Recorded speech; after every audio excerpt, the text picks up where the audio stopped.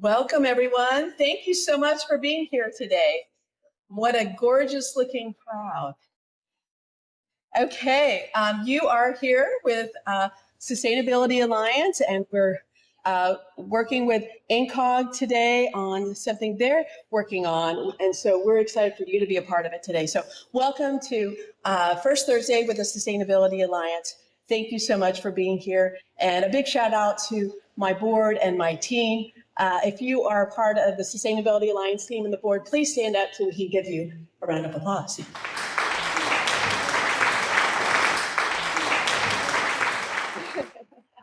Wonderful. Okay, so today you are joining us for First Thursdays with the Sustainability Alliance at INCOG for Engage around energy efficiency, reducing air pollution, and community climate action planning.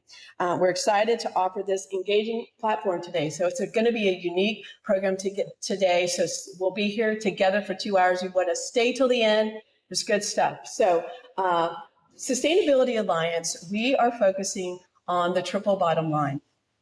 And that means people, profit, and planet. And we have to work together. These three have to be in harmony and communication because it's going to take all of these different components. We strive to promote health and wellness for all people and to engage employees in sustainable practices to reduce waste, conserve and thriving ecosystems and encourage financial security. And then we have some other guests that are joining us online. So thank you for joining us online today. Our programs, again, are about that triple bottom line. And we have several programs that we provide, which is our First Thursday program, which you're joining today. We have a B2B case for sustainability series as well. And we have a scorecard program that helps businesses really track their triple bottom line. We have a TerraScore program, which is essentially an app which helps you as individuals track your sustainability, and you can promote that at the workplace. And then Green Drinks that also helps you have an opportunity to continue this education and conversation. With the Sustainability Alliance, we're all about that triple bottom line of people, profit, and planet. And you can see here when it comes as the business or organizational level, that's employee engagement, that's health and wellness. That bottom line savings is in that profit sphere and that financial security. And then planet, that's that conserving and our thriving ecosystems and that waste reduction. So we have many different platforms where we really try to help our community with those opportunities. These are the programs I mentioned earlier. There's a QR code if you want to learn a little more about the things that we do. Again, each of these programs we'll be sharing here. Missy, give a little wave over there. We'll be over at that table and you get to learn a little more about how we help individuals and organizations getting their first steps or our first step program into sustainability. Or if you want that big deep dive and really tracking that, scorecard is the thing for you. Next, let's hear from our presenting sponsor. The experience to adapt, learn, and grow defines Williams. We've delivered natural gas to power change for over a century. Now we're investing in next-gen technologies to move toward a low-carbon future. We can reduce emissions and meet rising energy demands because experience powers us. So if you have questions, see Barbara over here. She can tell you all the wonderful things they're working on.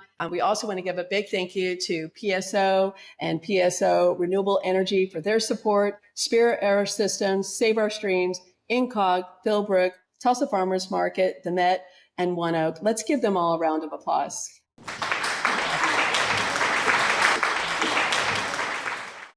And also want to give a big thank you to INCOG for our event sponsorship today and thank them for that delicious lunch. Woo! Okay, so today we have an interesting, and also we are now composting. I know we used to do this at our events. We're excited. There's a new company in town called Scraps, and they're here today. Maybe give a little wave over there. Scraps are here. Okay. Scraps has just started to compost in the area, and they're just getting their piece started. I did share with them there might be some businesses interested as well, but we are super excited for them to be here today. And so there is a composting bin over there. Your scraps and napkins, and no meat and dairy is what I hear. So, okay. So thank you as well. Now, today is, we've got this unique platform. I'm going to introduce our guests, but following our speakers, we're going to have rotating tables of our host tables. And this is a unique opportunity to visit with our experts.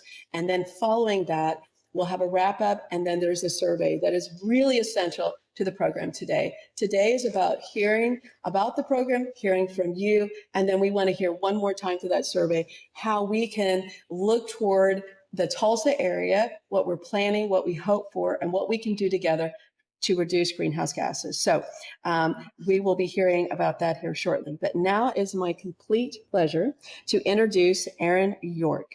Aaron York serves as Manager of Executive Affairs to Mayor Monroe Nichols. In his role, he supports the mayor's priorities by managing, scheduling, stakeholder coordination, and communication both internally and externally. Born in Bishop, California, Aaron eventually moved and graduated from Shawnee High School before moving to Stillwater and attending OSU.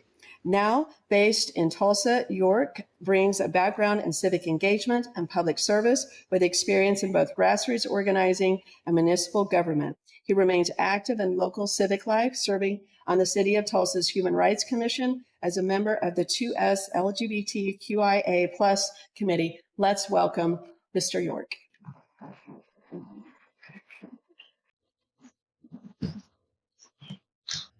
Good afternoon, everybody. Thank you very much for being here. I'm sorry you have to look at that, but we're all going to get through this. It's not going to be that long.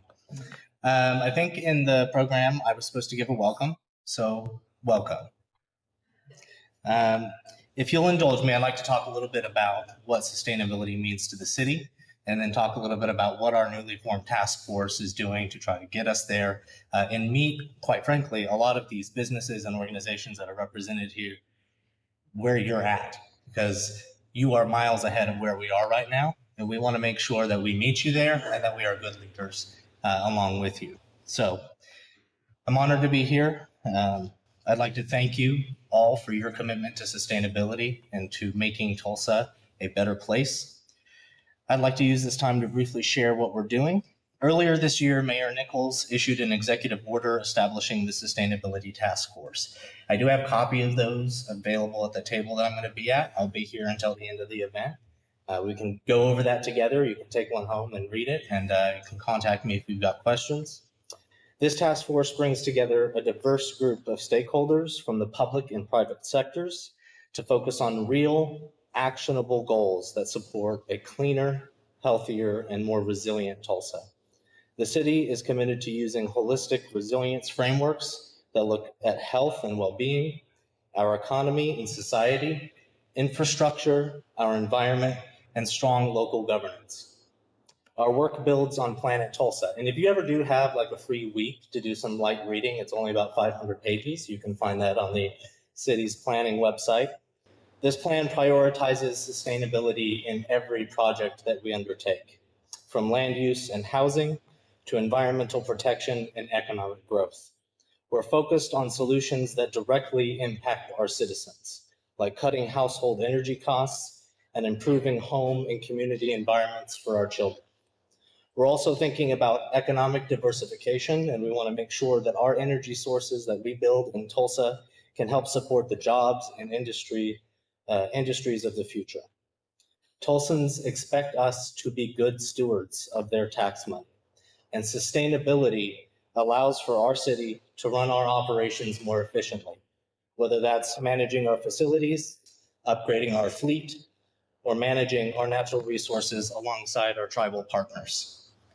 Overall, the task force is reviewing existing data and aligning with national best practices to help Tulsa meet ambitious but achievable climate and sustainability goals. Since our first meeting, the task force has begun looking into relevant portions of Planet Tulsa and considering the working groups it will form in helping this work. I know that many partners and organizations here have expressed interest in helping our task force move the city forward, and we will be sending out invitations to join working groups shortly. I see Scraps over there. I really want you part of this. Additionally, we'll be creating a landing page on the city website where you can review and see the members of the task force and can read updates from our meetings. So that'll be coming hopefully within the next week and a half. That'll be available. You can always reach out and ask me some questions. The task force's work will ultimately accumulate in a final report to the mayor with immediate and long-term steps the city can take to implement more sustainable practices and potential funding sources to make sure that we balance private investment, philanthropic work, and public investment. This will hopefully lay the groundwork for this task force to continue either as an official office inside the city or as a commission represented across the community.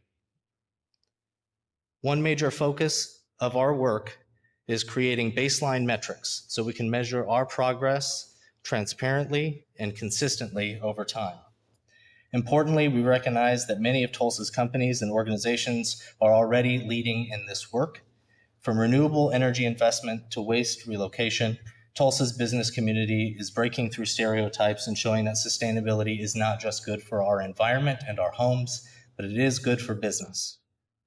The city wants to be a partner in these efforts, and even more, we want to help lead by example for communities and organizations that have not yet bought in. Can you all hear me okay? Okay. Okay.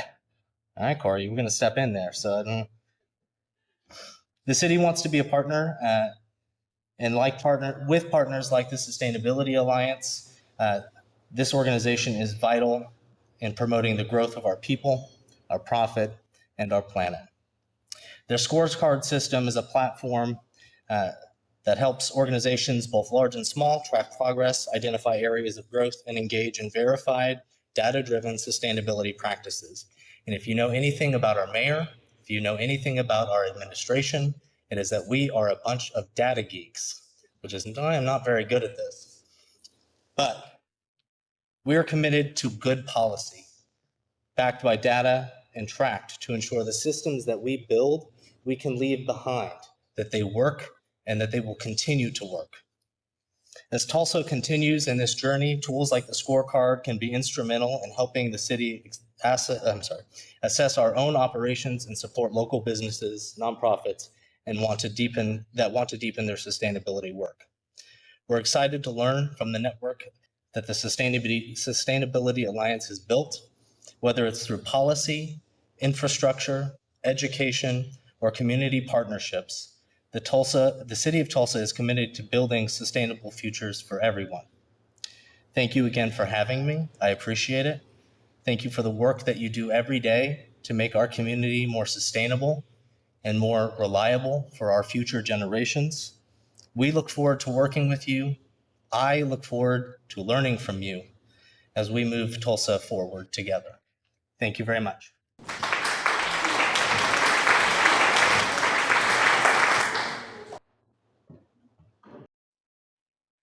Let's give Aaron one more round of applause. Thank you so much, Aaron. And I know he'll be here throughout the programs. You have an opportunity to visit with him and learn more about how the program's going and the task force. So, okay, next it is my complete pleasure to introduce our next speaker and the man of the hour here, which is Clint Johnson. Clinton Johnson currently serves as the Director of the Office of Energy and Environmental Sustainability for the Indian Nations Council of Governments, INCOG. He graduated from Northeastern State University with a Bachelor's of Science in Environmental Management.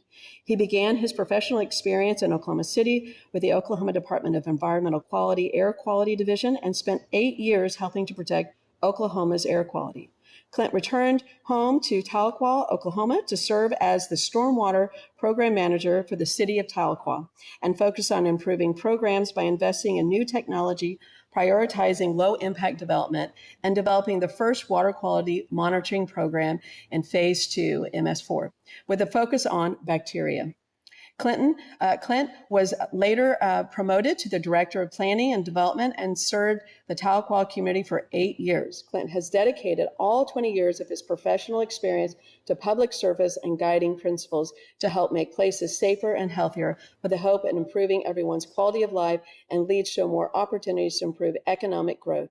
With his extensive background, he is interested in that environmental health and also the opportunity for work extensively in both water and air quality. But what he's most excited about is being a part of this energy transition to renewables and the electrification of transportation, and go Thunder.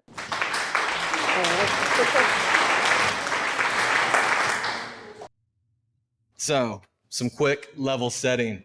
We're going to be talking about the climate pollution reduction grants from the EPA. And when we're talking about that, we got to talk about the greenhouse gas effect. Real quick, most of us probably touched on it somewhere around middle school. So it's a good thing because humans would not inhabit the earth without this phenomenon. If there was no greenhouse gas effect, it'd be too cold and we wouldn't be here. So it's a good thing. What makes up greenhouse gases? There they are, but primarily it's CO2. That's the emission of concern that we're talking about today. And every time we talk about emissions, we convert them to CO2. We turn methane into a CO2 equivalent, okay? So a long time ago, CO2 kept generating in the atmosphere. And right now it actually composes less than 4% of the whole atmosphere. So 80% is nitrogen, 20% is oxygen. There's only 0.4% CO2. So that's what we're talking about here. Annually, based on most estimates, this is from MIT, Massachusetts Institute of Technology, 100 billion metric tons of CO2 are naturally cycled through the earth. 100 billion. Okay, we got that. Based on all my sources that I looked at, it's approximately 40 million metric tons from humans, burning the fossil fuels primarily. Okay, so 100 million naturally, volcanoes, all that stuff. They got a sink, they got all the trees, it uptakes the CO2. But then we add an additional annual 40 million metric tons. So we do have some science behind it. We have ice core samples. I've witnessed it on PBS, on Nature, scientists going out, actually pulling ice core samples out. So that can give us the concentration in the atmosphere as far back to almost 1 million years, 800,000 years ago. We can look and we can say, oh man, there were 250 parts per million 800,000 years ago. And then it stayed pretty consistent. Never really got over 300 parts per million, except for back about 300,000 years ago. So let's fast forward to today, the past 220 years, let's say. And so 1750, we were sitting at 270 parts per million. Fast forward to today, now we're at like 430 parts per million. So we've doubled the concentration in the atmosphere essentially in the past 200 years. And remember, we're talking about CO2, which is 0.4% of this whole atmosphere that has these properties of warming, these trapping heat, thankfully, so we can live here.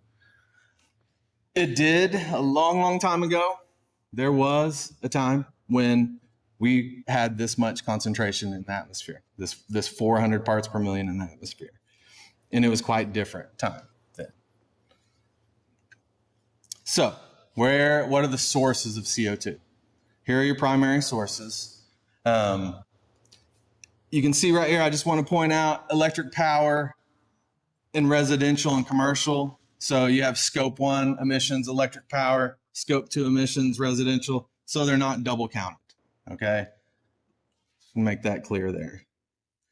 So the main thing is we finally have something to work with here. The previous administration, Congress, they passed the Inflation Reduction Act.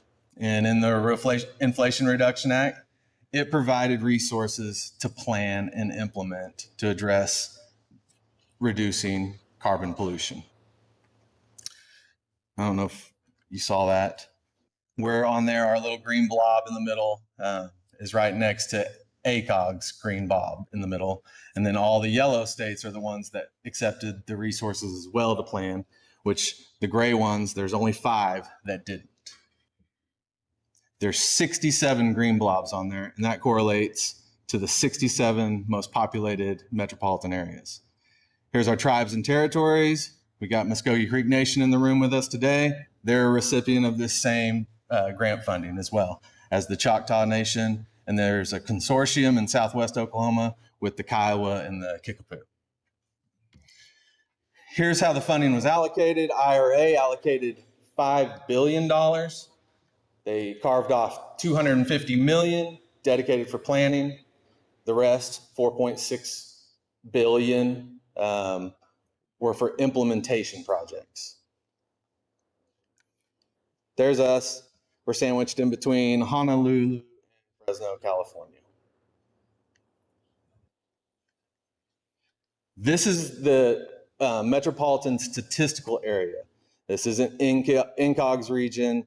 So this is an expansion. Pawnee County, Okmulgee County are included in this as well. So it's a large region to be covering this topic on.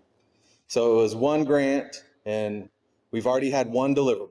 It's known as the Preliminary Climate Action Plan, and we had to submit that by March 1st, 2024, which we did. Some quick notes about that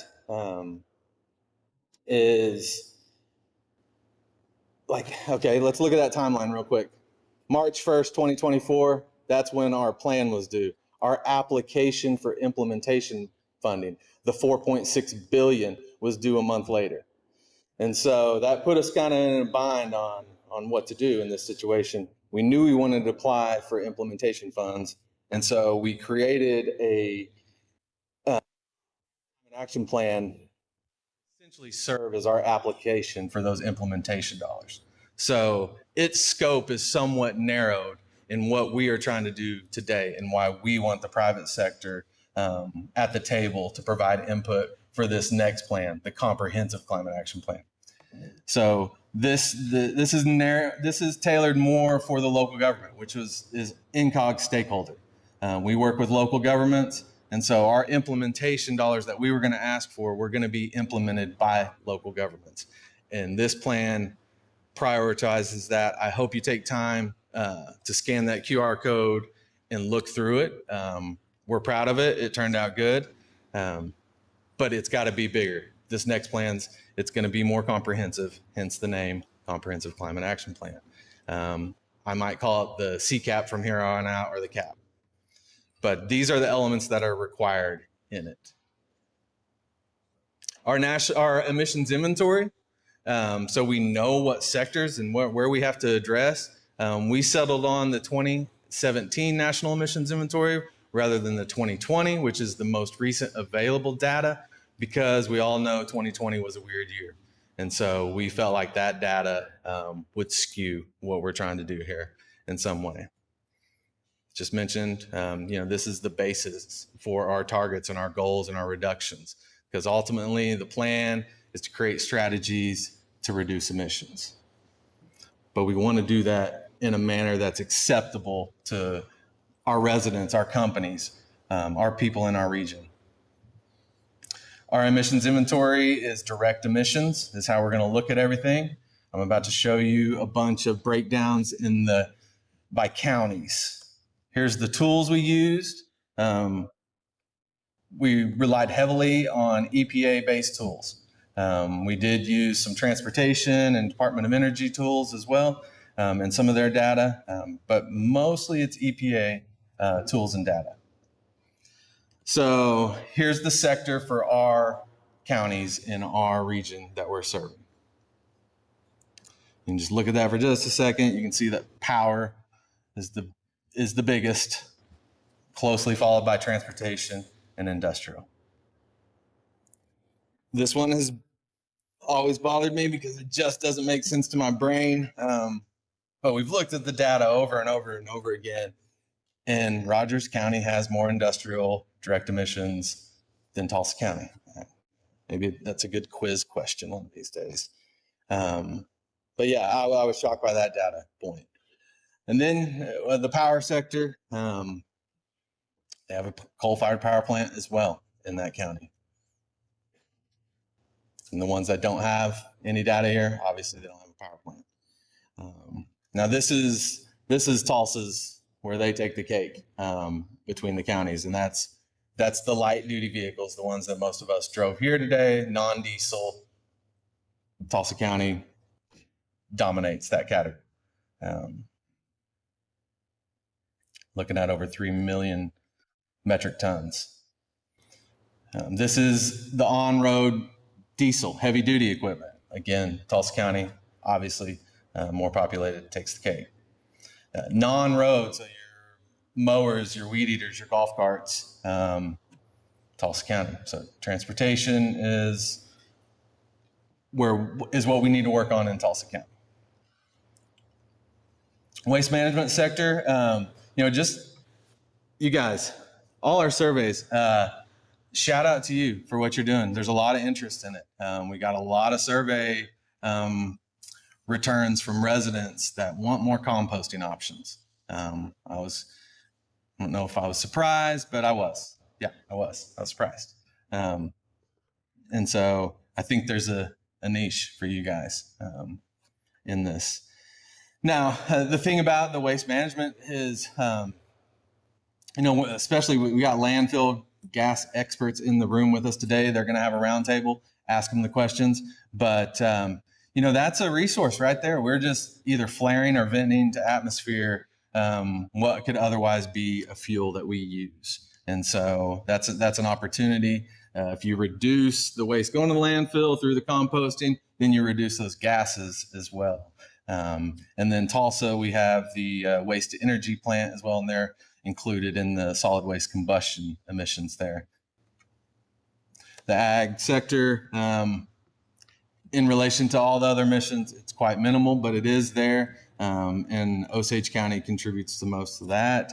And I think if we're familiar with the area, we understand why they have the most emissions. Here's the overall breakdown between all the counties in the MSA. Tulsa ekes out Rogers County, but they pretty much dominate any other county in this plan. So our main goal is to get quantified emissions reductions. What are you guys doing or going to plan to do that's going to result in reduced emissions? You might not have to be doing it because you're reducing climate change or reducing air pollution. Maybe you're just improving your bottom line, and you're going to get a return on your investment from your solar panels or your energy efficient equipment. That all still counts, and I'm still happy that you're doing it. We're all benefiting from it, and that's the things that we want to hear from you, so we can share that with other organizations, and so they can implement those same tactics. Transportation sector, here's some ideas to reduce emissions from the transportation sector. I'm an EV driver. I love it. I could never think of going back to a gas vehicle. I was hesitant. I do still have range anxiety. It's a real thing.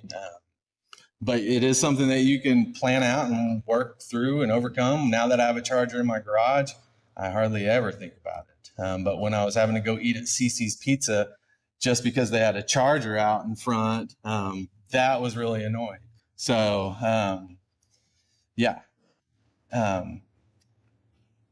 Some of the other things, improving bike and ped infrastructure. So we're not having to rely on the cars, improving public transit.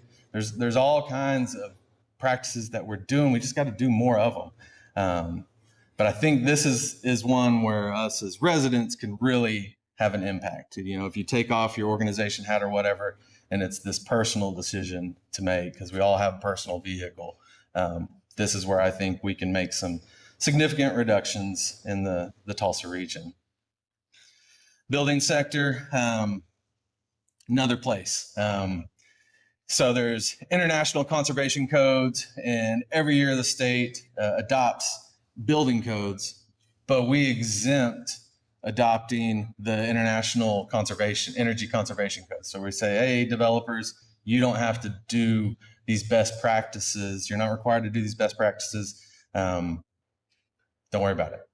And, cities, local governments, they have an opportunity to adopt stretch codes, reach codes. They could say, hey, yeah, we want our developers in our municipal limits to build to this higher standard. I think it's a win for the people that are ultimately going to inhabit that building. Their energy use is going to go down, therefore their bill's going to go down, and they're going to get a better long-term return on their investment. But as far as I know, I can't point to a municipality that's adopted any kind of stretch or reach codes in Oklahoma.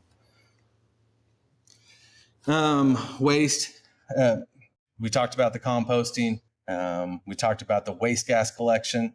I think that's, I know there's some investment to that, but I still feel like it's low-hanging fruit rather than just flaring our landfill gas and things like that. Industrial sector, again, that's probably our weak spot because we're INCOG and we don't have any regulatory authority over industry. This is something that the state's going to focus on, but I feel strongly our plan for our region has to have input from industry and the private sector. And so that's why we're here today. This is really our first engagement with the private sector and industry. So we want to hear from you. Need you to fill out the survey at the end. Electric power. I think we're getting somewhere. We're making headway on this.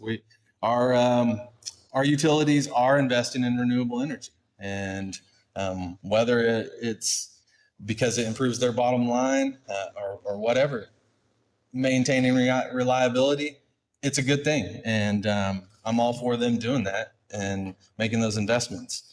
But I think we're becoming a leader on that front. Livestock emissions. This one's, it's hard to talk about because they're so insignificant compared to the other ones, but they are emissions. And there are some little strategies that we can take to reduce their emissions. One of them is funny. Never really thought about it until we got in this line of work. And that is supplementing their feed with seaweed. And some of the data is, I think, it points to it on this slide, a 30% reduction in their methane because you added some seaweed to their diet. Maybe it might not make the most sense in Oklahoma because there's not seaweed readily available. But maybe in some other locations, that's something that could really work for them. Another thing about these emissions is there's co-benefits. I've touched on it. So I run the Ozone Alert. Who's heard of the Ozone Alert program? Hi, Tulsans. So everybody else, welcome to Tulsa. So if you're from Tulsa, you've heard of Ozone Alert. It's a success story. And it's about reducing air pollution. And that's what this is about, air pollution. Everything we do for this reduces air pollution, reduces ozone emissions. And the way we paint the picture on ozone is public health and economic development. If we have high ozone, people are feeling the negative health impacts. And if we violate ozone standards, then we're going to feel economic impacts, and they're going to be negative. And so if that's the reason why we're doing it, is for public health or economic development, that's fine. But it's all still air pollution. Again, anything we do to reduce climate pollution reduces air pollution. It reduces all of it. And so I know this topic has become politicized, unfortunately, and some people have certain opinions about it. But ultimately, it is the air we're breathing, and there's so many co-benefits of reducing these emissions that it's hard to argue against. And I really appreciate you all taking the time and come.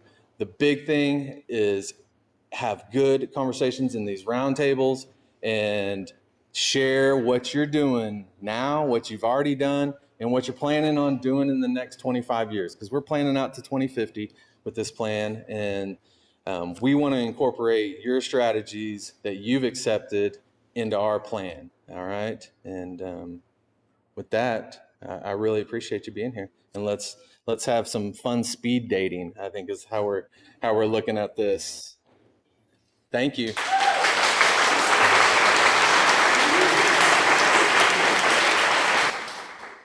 Thank you so much, Clint. Let's give him another round of applause. That is a lot of data to sift through and to understand and to convey that to so many different stakeholders that have different interests and goals. So, our next step, what we're going to do, we're going to get into it. I'm going to invite our table, who's going to represent your table for hosting. If you'll come to the stage, and they're each going to share for like 30 seconds who they are, what organization they represent, and what you're going to learn at their table. And while they're making it to the stage, how that's going to work is we'll have 5 7-minute rounds. So we'll move tables 5 times, and you'll have 7 minutes at every table. That means you won't get to go to every table, but so choose wisely and know that many of us will stick around if you want to continue to have a conversation. But we've got some incredible experts here. So without wasting any more time, I'm going to invite them each to come up and tell you a little bit about what they're doing, their name, organization, and what you're going to learn or talk about at their tables. So come on up.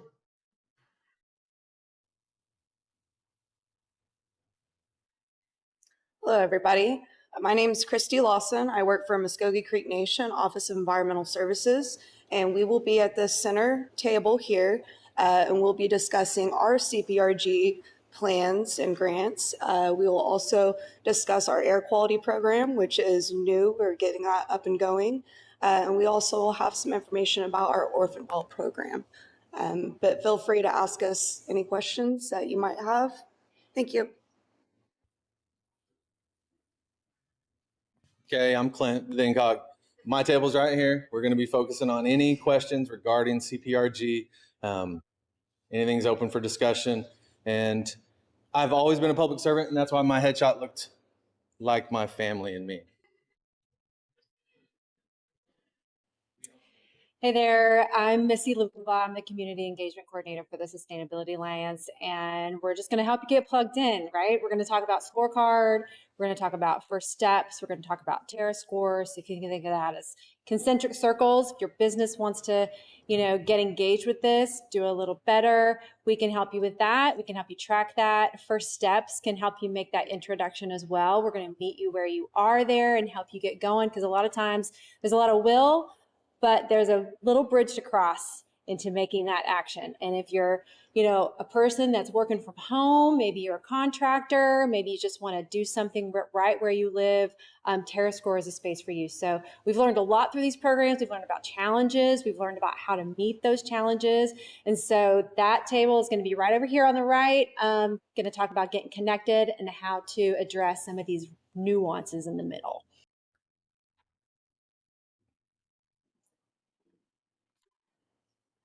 I have to stand up on my tippy toes. Hi, everyone. Carrie Rowland, Energy Efficiency Evangelist from Public Service Company of Oklahoma. If you come to my table, you come to the right place if you want to learn about how to decarb through energy efficiency. So we have been doing energy efficiency at PSO for over 20 years now. The numbers are so big, they can't even fit in this room, I'm telling you. So some numbers that we have accumulated over the years as far as decarbonization. So over 1.4 million tons of CO2 have been reduced from energy efficiency, 63 tons of methane, 8.6 tons of NOx. So we've got some real numbers. If you want to learn more about your fuel mix, if you're a PSO customer, I have those stats, and let me tell you, they're looking really good because the wind comes sweeping down the plain. Thank you. Hi, Aaron York with the City of Tulsa. I'm going to be just right over here. I'm here to answer questions about the Sustainability Task Force. I'm here to take any suggestions or questions that you want to pose that task force back. And I've got copies of the executive order if you want to go over it. Hi, my name is Jason Sineker, and I'm an energy consultant in the renewable oil and gas, power, industrial, and manufacturing sectors. Today, I'm going to be talking about all the projects that I've either worked on or led in greenhouse gas reductions that include methane monitoring and reduction, CO2 capture and underground storage, landfill gas, dairy, renewable natural gas, CNG fueling, geothermal, steam, solar, and P&A of orphaned wells, just to name a few. So come join us. We're near the entrance.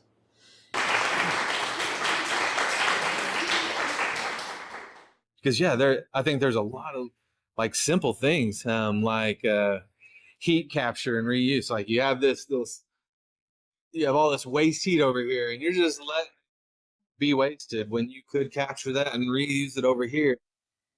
Use as much combustion fuel, and that's been around forever. But when I worked at DEQ, I would go and inspect these facilities, and you would see how often it wasn't being used, just because this is the way we've always done it. And I get the overhead expenses and the investment, but is that something that you guys can also provide? You do the audit, but can you provide like cost estimates? Yeah, absolutely. Yep. So we can do what we call like a national public steward, necessary even tree level audits. Mhm. Not just like, here are some ideas of ways to save Yeah. energy. Specifically, what's your ROI going to be? Yep. What could be possible funding mechanisms? Here's where you could get federal dollars. Yep. Yeah, no, that's and then set up the table for implementation. It's all okay. No, that's great. That's really great. Definitely. The landfill gas has a much longer history of being successful and mandated by the EPA, which has allowed those projects to be in work for many years and have allowed them to be economical over a longer period of time, or paid for by a municipality as a regulatory requirement. In a shorter time frame, though, the plugging and abandoning of orphaned wells has really gathered a lot of traction on a voluntary market basis, and has been very, very quick to become a economical outcome that's positive. So would you say then that they're both going to be like heavily adopted as like types of projects by the private sector in like the foreseeable future? Correct. Yeah, both of them.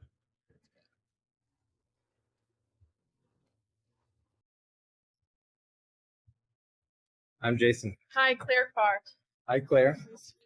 Thanks for stopping at my table. Yeah. Just making the round, eager to hear what's happening and what the. There you go. Yeah, do you have any questions for me? Yeah, no problem. The one thing I talk about is that I'm with a business degree, and I have kids. I'm married, one dog. But it was actually kind of to do something about sustainability. Really? I owned a coffee shop here in downtown Tulsa about 10 years ago. A brilliant engineer came in that's a friend of mine, a mechanical engineer. He said he wanted to get into biogas. And how could he do that in a oil and gas town? And I told him he'd have to move out of the city and go find work somewhere. But in fact, we spent the next 4 to 5 years developing renewable projects from scratch. The very first one I ever did was in COVID, was the first. It took me probably 4 years to get my first project. And it was at a pig processing plant where they process, bacon and whatever. And they make renewable diesel fuel. And they wanted to treat their industrial wastewater and produce to save money on their industrial wastewater. So that's how I got my first project, was at a pig processing plant. And then eventually my friend, the brilliant engineer, has done probably over 50 projects in the renewable natural gas space just in the last 6 years. Wow. Well, it's good to see that growth. Yeah, and it's still growing. Yeah, there's not very many here. Spark Renewables is a company that I work with that has done 3 landfill gas projects in Oklahoma. But a lot of times, like dairy projects are where there's large dairy farms, which is Wisconsin, California, Colorado. So the projects are not here. But we're starting to see some here, over time. So our process is super simple. We basically would get your address in our system. We can see your roof, and you can tell us what your electricity bills are. So we can kind of then take your electric data, put it into our system. You get your roof, create a design based off the size and scope that you would need, and then give you kind of what the options are. But all of that would breaks down into an ROI, so you can see the investment, the year's payback, and see if it makes sense. So mostly what I do is work with commercial customers, and they look at it in that way. Most of the time they're looking at it going, yeah, ESG is nice to have, or we have a reason to have it because of our supply chain, or it is the cost of electricity has become to a point where now this is starting to look like it could be more cost effective. How do we take our sunk electricity cost and turn it into an investment for an organization? So it just really kind of depends what the driver is, but all reasons are good reasons to look at it. Have you seen some businesses? I know a lot of them go into, hey, we're going to do this. It's going to cut our cost for energy. What about maybe taking the next step of now we're going to find safe energy, or is there?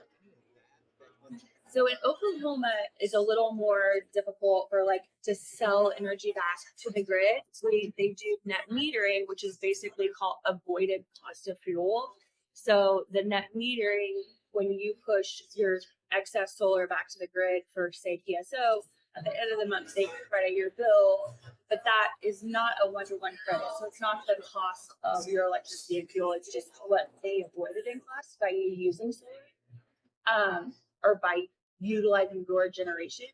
In other markets, specifically deregulated markets where the cost of electricity fluctuates, say Texas and ERCOT, there's a little bigger benefit in that there are times where the cost of electricity is so high, or they're having some sort of strainer event on the grid.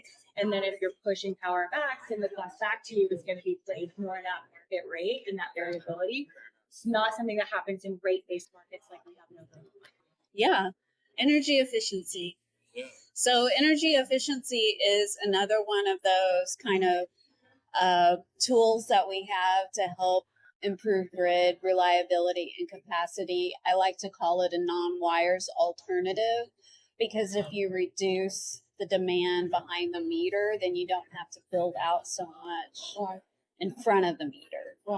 And so it actually makes a lot more sense when you look at new energy sources out there, solar, wind, nuclear, you name it, the whole list. Energy efficiency is your lowest cost source of new energy. So anytime you can save behind the meter, it's a lot less than trying to generate new energy. So that's why we're strong advocates for energy efficiency, and we have energy efficiency. And a lot of people ask that question, why do you do that? Why do you da-da-da-da? And it's like, that's the reason why. So why do you think there's not as much nuclear power? Well, that again is people don't want it in their backyard, scared of nuclear because of all the nuclear issues. But I think nuclear will be on board through the small modular reactors, but they haven't quite perfected. I think the technology is there. It's just figuring out the business case and getting somebody to have the courage to take the step, and to have government supports to initiate that. So we'll see. I mean, I think that that's probably the ultimate solution, because really nuclear is a fossil fuel resource. And nuclear is fossil fuel. It's probably the greenest energy source we have available to us compared to anything else that's out there. I mean, I understand people's, I guess, trepidation. Because I lived in Raleigh for a while. Yeah. And as you know, nuclear power is Right. more prevalent in the East. We lived close to a plant there. And when they send out an alert, it is unnerving. Sure. Yeah. For whatever reason. I think. Well, just it could be something as. No, it could be something as we're testing the system. Something. Yeah. Yeah. I mean, it was never free. I saw a presentation on it. I need to go back and see if I can rewatch it again, but it opened my eyes to nuclear, and we have advanced so far with what we can do now compared to what we could do in the 70s. I mean, if the French can do nuclear, we could do nuclear. Let's be serious here. Okay? So let's figure something. You're right. In Europe, I mean, it's, If they can do nuclear on submarines, come on. Yeah, I was going to ask about that. So in a submarine, is it all self-contained? I mean, they don't have to plug in like an electric car or something. Not on nuclear. Okay. Yeah. No, I mean, there are diesel subs, but on a nuclear sub, that's a self-contained thing. Okay. Yeah, I'm sure it's very similar to a small modular reactor. It probably is the same sort. That's probably exactly what it is. Yeah. And the idea is whatever that nuclear waste is, it just stays there. It doesn't go anywhere. That's the thing, is everybody's like, well, what do we do with the waste? Well, you don't do anything with it. It just it just stays there. It's all. What is the waste part of it? It's just the spent. The rods. The spent. A long time? Oh, yeah, they'll be here long after we're gone. Yeah. But water is such an effective transfer of heat. Yeah. I mean, 1 foot of water.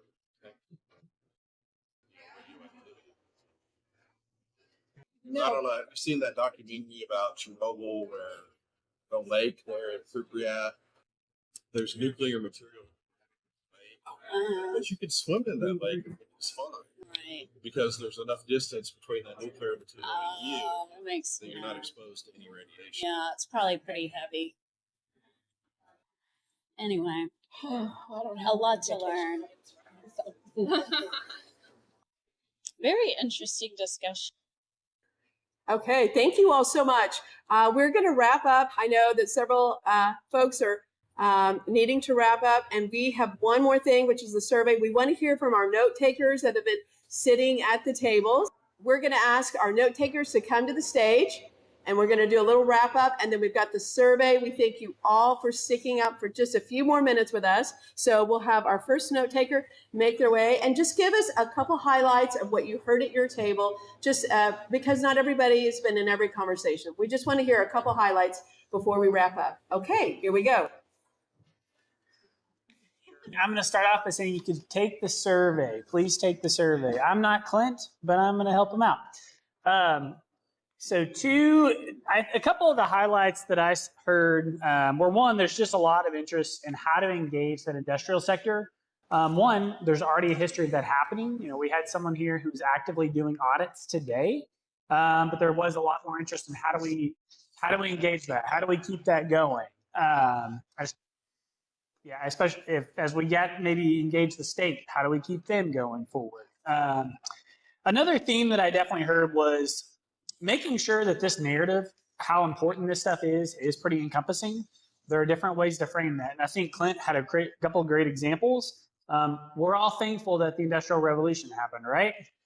Okay, that happened. That's got us to where we are today. But how do we now pivot that with new technologies, new opportunities? How do we change that and redirect the narrative to maybe advance what we're doing and stay in pre-industrial time? So, I think that those were probably two of the main narratives where there was a lot of interest in industrial energy efficiency, and then how do we become more encompassing while still advancing the mission and not watering that down, but bringing more people into the fold.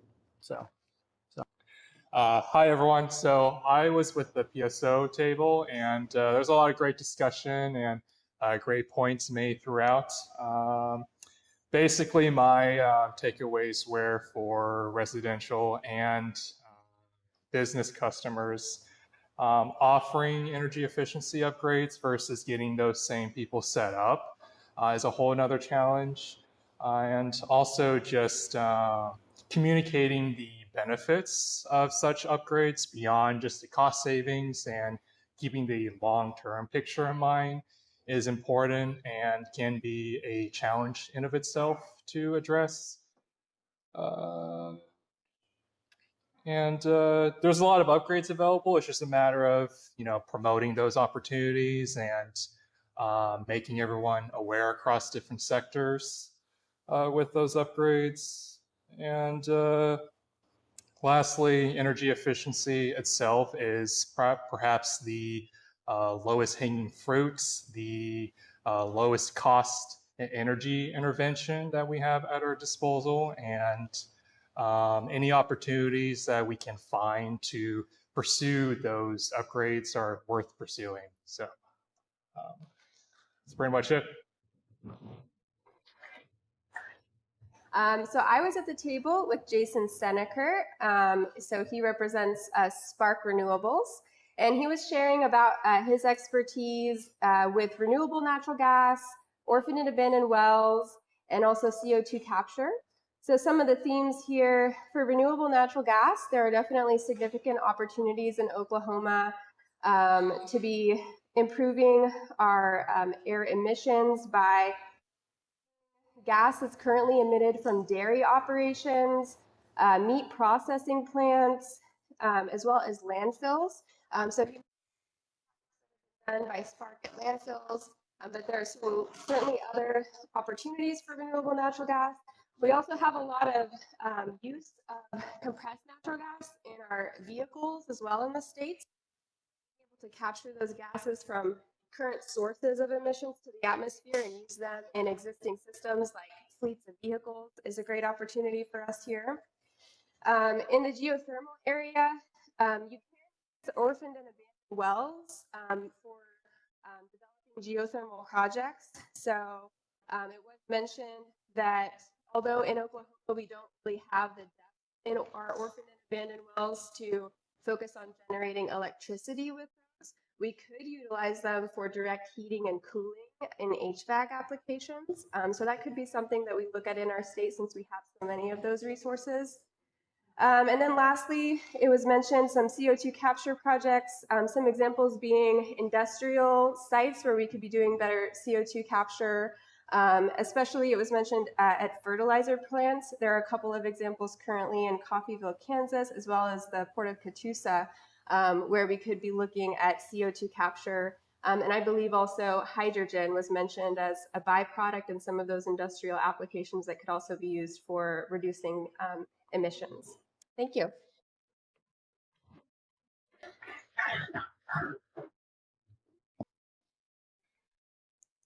Good afternoon, guys. I was sitting with Texaco Solar over there. Had a lot of great conversation, and a few takeaways from that were they are very involved in doing community and residential solar within businesses and industries. Mainly the conversation kind of steered around policy. Talked about prices going up, so therefore materials supply, batteries, generators, etc. are also going up as well, which kind of led into the conversation about tax incentives. And because of current policy, potentially that tax incentive may go away at the end of the year. And so we were just kind of, talking about cost effectiveness, whether or not that would actually go a long way. So, yeah, thank you. I'm Liam. I was with the mayor's office table. So we're really just talking about how to get engaged with this new sustainability task force. People are very interested in what that might look like. So we have our website coming online, hopefully in a week or so, where it will be publicly accessible and people can learn who's on the task force, really find ways to get involved in what the task force is working on. So we're also talking about the main objectives of that task force, which is developing reports so we can have recommendations from the city for the rest of the community on how we can really advance our sustainability goals. And I think some of the other stuff we were talking about mainly was city infrastructure. So what can the city do within the fleet, within our buildings to become more sustainable? Talking about solar panels on top of City Hall. We're talking about solar powered streetlights, things of that nature, just to make some right steps in the right direction. And then kind of the general thing is just how the city of Tulsa can really lead in sustainability efforts and not have to catch up with the rest of the private sector and the community nonprofit sector who are doing such great work. So that was city table, and then we have next. Yeah. All right, thank you very much. Hello, I'm Chad over at the THG table. Had some folks come by and visit, but no note takers, so I'm self-promoting what we talked about. We talked about some of the customers that we help in the community here, at least in Oklahoma. We've got Aon. We help them manage their Scope 1 and Scope 2 emissions and track all their utility bill data. Bama Foods, you know, Bama creates apple pies and they sell them to McDonald's. And so McDonald's kind of put a gun to their head years ago and said, in order for you to sell us these pies, you need to tell us how many greenhouse gas emissions went into each individual pie. And so they needed a way to do that, and you can do that with data. So the theme here over at our table was you can't really manage what you don't track. So data is a big thing that the mayor's group talked about it. BOK Financial, they're a customer of ours. We're managing their greenhouse gas emission or their renewable energy in their whole portfolio of, like, they have 135 locations across 5 states, and they're interested in seeing what proportion of their purchased electricity is coming from renewables. Well, you need the data, you need the bills. The bills are the kind of the building block of all the things that can matriculate out of answering questions. So that's what we're helping with. Gathering Place is a customer. One Gas is a customer. It's a utility. One Gas has all these facilities, and they need they need us to manage all their utility bills so that they can figure out how to put that information into their sustainability planning. Tulsa Zoo is a customer. The very first time we talked to Tulsa Zoo after we got all their data in, they're a nonprofit. We looked in the portal, and during the presentation, I'll never forget, we get to the part where I'm clicking the button that said taxes, and it said $50,000 they'd been paying in taxes over the past 2 years. And so it was like immediately, like, that's they can go recover that. So that paid for itself in like over a decade. Cam Glass is a customer of ours. We have real-time metering devices in their facility, and every June when their tariff changes from June to September, they start getting signals that says, hey, your demand on your building is X, high water mark is this high. You might want to produce things either in the morning or in the late afternoon, because right now is a bad time to produce. It's expensive. So if you know these things, you can do it. A little poll. Again, thank you to Clint and his team, and for this delicious lunch. Let's give them another round of applause at INCOG. And I want to thank all of our sponsors again. A big shout out to Williams, as well as PSO Renewable Energy, Spirit Air Systems, Save Our Streams, INCOG, Philbrook, Tulsa Farmers Market, the Met, and One Oak. Thank you. We could not literally do this program without your support. We appreciate it, but we wouldn't have a program without you. So we do appreciate the fact that you're here. And I want to say thank you so much to all of our table supporters that held a lively conversation. So a big thank you also to Aaron York for kicking us off today and sharing this wonderful news about how the mayor's office and the mayor is very dedicated to sustainability and wants to learn. And this is evidence by you being here today, Aaron, that you support this and you want to hear from the community. And it's so grateful for that. So let's give Aaron and his team a round of applause. Thank you. And again, to our table hosts, Texaco, THG, Muskogee Creek Nation, Seneca and Associates, PSOs, Mayor's Office, and the Sustainability Alliance. Thank you all. give them one more, why not? Let's give them a round of applause. Thank you. Because it takes all of us, and it's going to take all of us to do this work. And I just appreciate Clint sharing all this incredible information. That survey is so essential to be able to collect the data needed to move forward. So please, please take that time. Stick around. There's, I think we're wrapping up with some cookies over there. So please join us. Hey, if this conversation is something you want to continue on, you'll see some very familiar faces at our green drinks. That'll be July 3rd. We'll be over there at Nothing Left Brewery. And it's a low barrier to entry. You just come and show up. And if you want to get a drink, you can. And we've got some lively folks there. Richard and his team is always there to have a good conversation with you. So it's a great opportunity to really continue this conversation and collaborate. This is where we see lots of different opportunities happen. So I think that may be the last slide, and but we've got that. So take the survey. Thank you all so much for joining today, and we'll see you July 3rd. Take care.